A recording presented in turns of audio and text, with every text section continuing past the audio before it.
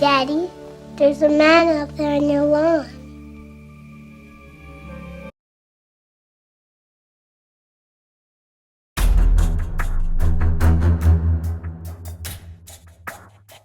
Greetings, baseball fans, and welcome to the Suicide Squeeze Baseball Show here on the Fireball Review channel. Well, over the past number of weeks, I have been counting down the 10 greatest baseball movies of all time. Number 10 was Bull Durham, of course. Number 9 was Angels in the Outfield. And in this video, I will be running down the number 8 selection, and all this will sort of come to a pass in an epic crescendo video, which will be revealed on opening day of the baseball season right here on the Fireball Review channel. The number 1 greatest baseball movie will be announced that day. It'll be very exciting. It'll be mystical. It'll be magical. It'll be the event of the year, ladies and gentlemen. You won't want to miss it. Bigger than any video on YouTube all year, bigger than any streaming service, TV show or movie you might watch. It'll be bigger than the Super Bowl and the World Series even. It'll be unbelievable. Stop laughing. Picture it, folks. The year is 1989. The World Wide Web is invented that year. I'd say that turned out to be moderately successful. The Berlin Wall has crashed to the ground. Seinfeld and The Simpsons debuts on television, and a 6.9 earthquake tears through Game 3 of the World Series between the A's and the Giants that year. It was the first Battle of the Bay ever in the history of baseball, and the series was delayed an entire week before it resumed, and the A's went on to soundly sweep the Giants in that particular World Series. And Kevin Costner starred in like his 48th baseball movie of the 1980s, and it brings me to the number 8th greatest baseball movie of all time on my list, and it is Field of Dreams. Now, one of the major plot points of Field of Dreams is you have old players from a bygone era that are resurrected. They come back to life to play baseball in a cornfield in the state of Iowa. A little bit of a far-fetched story, to say the least, incredibly bizarre, but to me, that's not even the most bizarre aspect of this film. The most bizarre aspect is the fact that you have two main characters who are hippies that graduate from the University of Berkeley, and when they graduate, they decide, we're not going to become doctors, we're not going to become lawyers, we're not going to run for the presidency. A lot of politically active people come out of the University of Berkeley. They're not going to do any of those things. They are going to move to the state of Iowa, become farmers, and grow corn. That is not something that you would see, I think, in reality. I've never been to Iowa, but I'm guessing there's not a lot of hippies in that particular state. Anybody from Iowa, let me know down in the comments if I'm wrong. Now, one night when Ray Kinsella, the main character of this film, played by Kevin Costner, is out on his farm. He's doing what farmers do, tractoring corn. He hears a voice in his head. Now, I know when I hear those voices in my head, I immediately call my doctor, and they send out that giant white van. They take my belt away, and they haul me off to the nut house for a couple of months. But Ray doesn't do that. He sees an epiphany in his head. He sees Shoeless Joe Jackson telling him to build this field, and he somehow believes, because Shoeless Joe was his father's favorite player, and unfortunately Ray had some sort of a falling out with his father before he died, and he believes if he builds this field, it will somehow, some way repair his relationship with his father. So Ray decides to level his cornfield and build this baseball field out in the middle of nowhere. And let me tell you something, ladies and gentlemen, this turns out to be a complete and utter disaster at the beginning. Several months pass, seasons pass, the weather is changing. He's got creditors on his tail about paying his bills because he is a farmer with no farmage now because he decided to build this baseball field out where his farm used to be. And there are no baseball players anywhere in sight. It's kind of like Camden Yards in the year 2021. So after several more weeks of inactivity, Ray is out on his property one night walking around, and he hears yet another voice in his head, this one saying to ease his pain.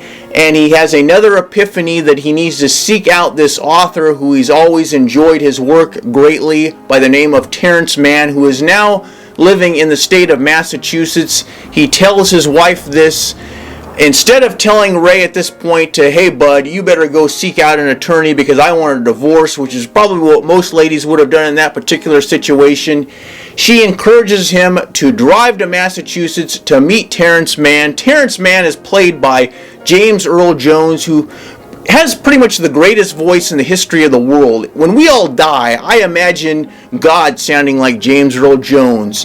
He gives a speech at the end of this film, a speech about baseball, that I challenge any one of you out there to tell me anything more American than Darth Vader giving a stirring speech about baseball. It is absolutely amazing. The one constant through all the years, Ray, has been baseball. America has rolled by like an army of steamrollers. It's been erased like a blackboard, rebuilt and erased again. But baseball has marked the time. If that speech doesn't make you all tingly inside, I don't know what will. But Ray heads to Boston. He seeks out Terrence Mann to tell him that he has to take him to Fenway Park to a baseball game for some unknown reason.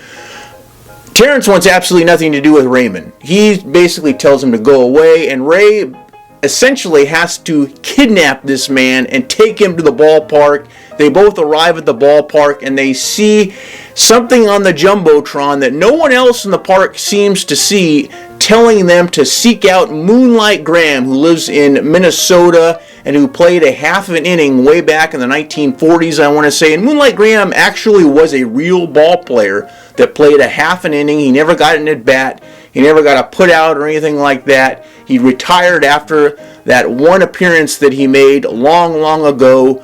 So both gentlemen head to Minnesota. So as I stated earlier, when watching Field of Dreams, you have to use your imagination a little bit, because when Ray and Terrence arrive in Minnesota, Raymond comes to the sad realization that the sun has set on Mr. Moonlight Graham. He is dead. So this is a big problem, because they needed this guy to go to Iowa to fulfill his dream to have his one Major League Baseball at bat that he never did get when he was younger. But miraculously, when Ray is walking the streets one night in Minnesota, he is transported back to 1970. We never get to see Doc Brown's time machine in this movie, but apparently it was somewhere behind the scenes, because it went from 1989 to 1970, and now Moonlight Graham is still alive. He is a doctor. But there's another big problem, because Moonlight Graham is basically like 75, 80 years of age at this point in time. And he is expected to go to Iowa to play baseball against Shoeless Joe Jackson and all these guys who are still in the primes of their life in Iowa. And you're wondering, how is he going to do this? This man is like 85 years of age at this point. He's probably got to get up to take a piss 3 times a night. But it's all a moot point, because Graham kindly rejects Ray's proposition to go with him and Terrence to Iowa to play ball. So Ray figures, let's just roll with the punches, head to Iowa, Terrence, and see what happens. But on the way there, they decide to pick up a hitchhiker in the middle of nowhere, which usually never ends well in any movie, or in real life for that matter. Never pick up a hitchhiker. That is my advice for the day on this video. Nonetheless, they pick this guy up. He has a baseball bat and a glove with him. They say, where are you headed? Oh, I'm looking for a baseball game. Oh, what's your name? My name is Moonlight Graham. It's Moonlight Graham, the young version now. So now they're in business. Now they know destiny is on their side. They head to Iowa to seek out greatness. So upon arriving in Iowa, Raymond is greeted by his very annoying brother-in-law, who incidentally plays the first baseman in Little Big League, ironically enough. But in this film, he's kind of a jerk. He means well, but he's kind of a jerk. He gives a speech about how Ray shouldn't have built this baseball field, how he's a complete idiot, he's bankrupting the entire family, and they're going to take his farm away.